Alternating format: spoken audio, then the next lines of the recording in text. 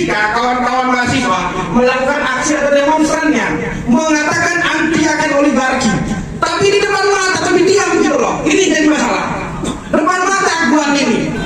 Dulu ketika BBM itu naik, perlawanan itu muncul dari kampus.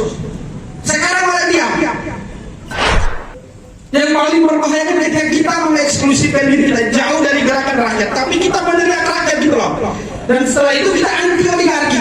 Ini depan mata ini Pak Kolit sebagai nelayan mampu mengatakan ini adalah perang terbuka. Dan yang lebih aneh lagi, proyek ini kan sebenarnya Jokowi lah aktor utamanya. Nah ini kan ketika kawan-kawan hari ini, kalau kemarin saya sempat mengatakan ke kawan-kawan bahwasanya kita hari ini sebenarnya mampu menemukan satu isu bersama kalau kita sepakati Jokowi adalah dalang utama semua kesesaran ini.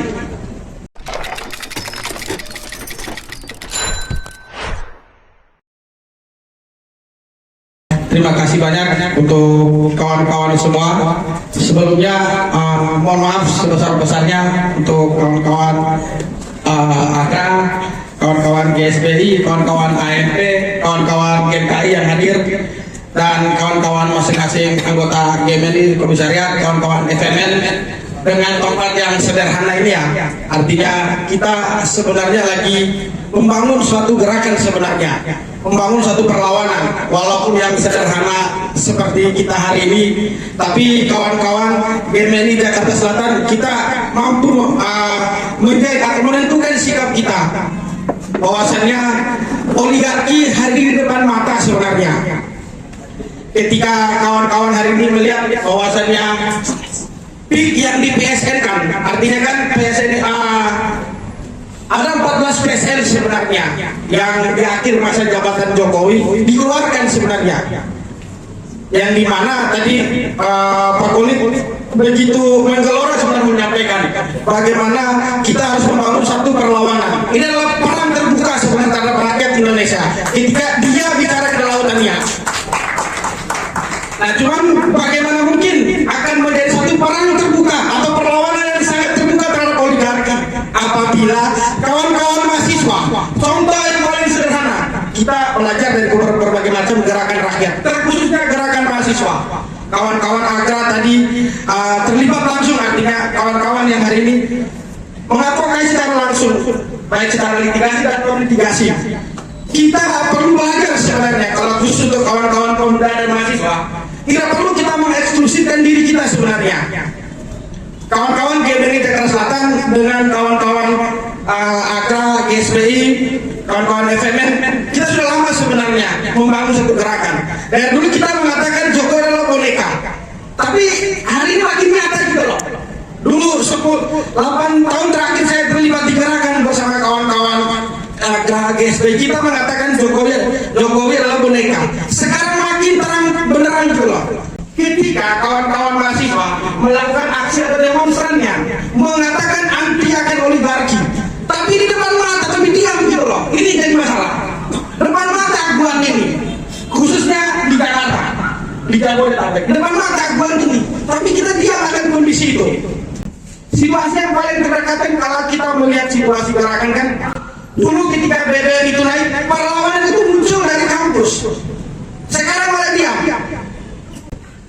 Artinya kan ketika ada kebutuhan rakyat, lantas kita juga mampu, lantas kita juga harus mengkritik otokritik gitu loh. Lantas di mana fungsi dharma perguruan tinggi kita? Yang paling berbahaya ketika kita mengeksklusifkan diri kita jauh dari gerakan rakyat, tapi kita meneriak rakyat gitu loh. Dan setelah itu kita anti oligarki. Ini depan mata ini Pak Kolit sebagai nelayan mampu mengatakan ini adalah perang terbuka. Nah sekarang kita mampu nggak sebagai gerakan mahasiswa menyatakan itu juga? Hari ini kan benar apa kata Pak Kolit, semua organisasi diam kok, khususnya di Payung pada diam. Diam akan kondisi itu sebenarnya. Nah Pak Kolit, barang-barang hari ini kan operasi Marto, apakah mahasiswa berani mengatakan itu? Nah kalau kawan-kawan game ini kita beberapa kali melapor Jokowi KPK. Walaupun kita dengan berhadapan tantangan gerakan pasti akan berbanyak benturan. Kita dibilang inilah, kita dibilang itulah. Tapi bagi kita akan buktikan mana jalan yang benar kita tempuh. Artinya kan kita melihat situasi. Semua perangkat hukum di setelah Jokowi sampai sekarang pun Prabowo dan siapa ngapain sebenarnya. Nah, kalau Prabowo bisa ngapa-ngapain kan tidak menjawab pertanyaan Pak Goli tadi. Seharusnya Prabowo mampu membatalkan PSN apabila proyek itu menyengsarakan rakyat. PSN ini kan sebenarnya proyek sengsara rakyat sebenarnya. Jadi bukan berarti proyek yang menyejahterakan rakyat. Kalau menyejahterakan bukan seperti itu prakteknya. Nah ini kan lebih khusus untuk kawan-kawan mahasiswa sebenarnya. Bagaimana kondisi ini bisa kita bangun? Sempat saya sama kawan-kawan semalam kita mendiskusikan situasi sebenarnya kita harus punya respon cepat. Makanya setelah kita diskusi kali ini kita akan melakukan konsolidasi sebenarnya. Bagaimana kita merespon cepat terkait apa kelangkaan gas LPG, terus izin dikasih izin tambang dikasih ke kampus. Itu mahasiswa yang ada kondisi saat ini. Ini yang sebenarnya bagi kita ya harus bisa mengkoreksi diri sebaik-baik mungkin gitu. Ketika kita ingin apa yang seperti yang lantang seperti Pak Goli bersuara. Kalau kita hari ini terdiam terus melihat situasi ini seakan-akan baik-baik saja, ya jangan berharap gitu loh Indonesia emas yang digadang-gadang oleh Jokowi dan selanjutnya itu yang nanti akan terjadi di sini mas sebenarnya. Bonus demografi itu bukan bonus terus sebenarnya, tapi malah petaka ketika kondisi seperti ini terus. Kita ditakut-takuti nantinya. Tapi kawan-kawan game ini kondisi kayak gini ya, kita memang menyadari hari ini kekosongan gerakan di perkotaan khususnya untuk merespon situasi-situasi yang sebenarnya seharusnya kita respon gitu loh. Gerakan itu kan sebenarnya lahir dari kampus yang sejatinya sebagai pertahanan sipil hari ini ya jadi pertahanan industri. Toh nggak bisa apa-apain kok. Dulu ketika zaman 2016 ketika Rembang UGM berlaku namanya sebagai orang yang benar-benar penelitian itu. Nah sekarang kan kita mau seperti itu lagi kampus-kampus ini.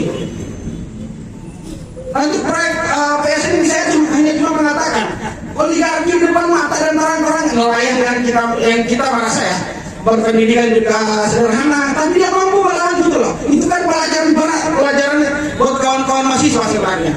Apakah kawan-kawan mampu bersuara lantang seperti Pak Goli tadi itu? Karena itu problemnya ketika kawan-kawan tidak mampu melakukan perlawanan suatu perlawanan dari kampus, ya kampus itu ya apa yang kawan-kawan definisikan sebagai laboratorium lah, peradaban lah, kan jadi omong kosong semua jadinya. Ketika gerakan itu tidak dilakukan dari kampus. Nah ini sebenarnya menurutku ketika kita melihat kasus PSN, sekarang kan banyak akhirnya kebongkar semua kan pakai lobby di Indonesia. Nah, apakah kawan-kawan yang ada di sini kita mampu bersolidaritas sebenarnya? Kekuatan kita kan cuma di solidaritas sebenarnya. Apakah kita punya kesadaran enggak untuk bersolidaritas ketika kita melihat ketidakadilan? Ketika solidaritas itu putus, akan jadi pecah belah tadi itu. Ketika kita melawan aguan yang khususnya rasnya Tionghoa, akhirnya dibilang. Nah semua ini kan karena kita tidak mampu menerjemah itu sebenarnya, tidak mampu melakukan satu solidaritas sebenarnya. Jawabannya kan bagaimana kita sebagai kawan-kawan mahasiswa itu melakukan persatuan. Harus kita melawan secara bersama-sama. Ketika memang kita berhadapan dengan oligarki yang sebesar ini, terus kita membiarkan segelintir nelayan melawan sendiri atau kawan-kawan agrar atau kawan-kawan GSD atau FMN melawan sendiri. Tapi ini bukan kekuatan kecil gitu loh. Ini kan kekuatan yang sangat besar. Nah kawan-kawan di bidang ini kan berhadapan sama preman.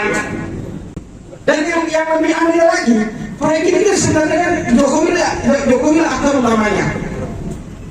Nah ini kan ketika kawan-kawan hari ini, kalau kemarin saya sempat mengatakan ke kawan-kawan bahwasanya kita hari ini sebenarnya mampu menemukan satu isu bersama kalau kita sepakati Jokowi adalah dalang utama semua kesengsaraan ini. Kalau kita belajar dari 98 mereka mampu mengatakan Soeharto sebagai musuh bersama. Nah hari ini sebenarnya kita ketemu sebenarnya isunya. Kalau kita lihat dari bagaimana perangkat hukum dikuasai oleh Jokowi, terus PSN semua dalangnya Jokowi, kan harusnya kita mampu menyimpulkan musuh kita dari adalah Jokowi. Kalau kita tidak mampu menyimpulkan itu, kita tidak mampu menjelaskan persepsi kita bagaimana melawan Jokowi, ya akan terus begini kondisinya. Kok 100 hari Prabowo nggak bisa ngapa-ngapain kok.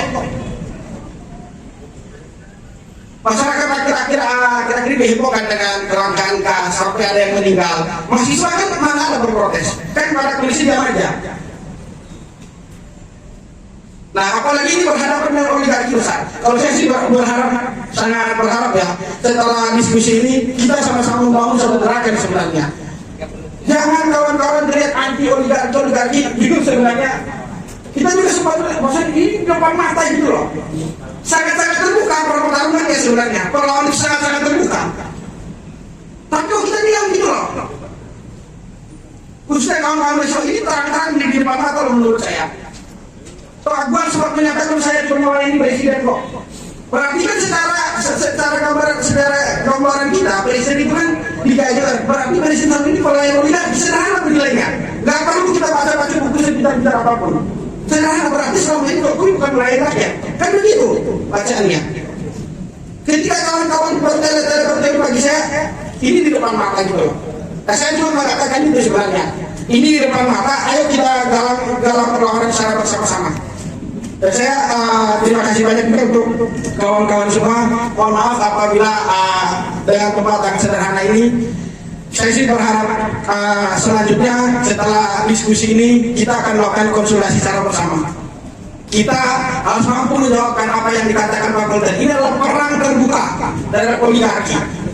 Ketika kita melihat tidak ada oposisi dan presiden sekalipun tidak mampu membatalkan ESN tersebut.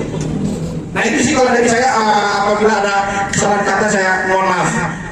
Assalamualaikum warahmatullahi wabarakatuh.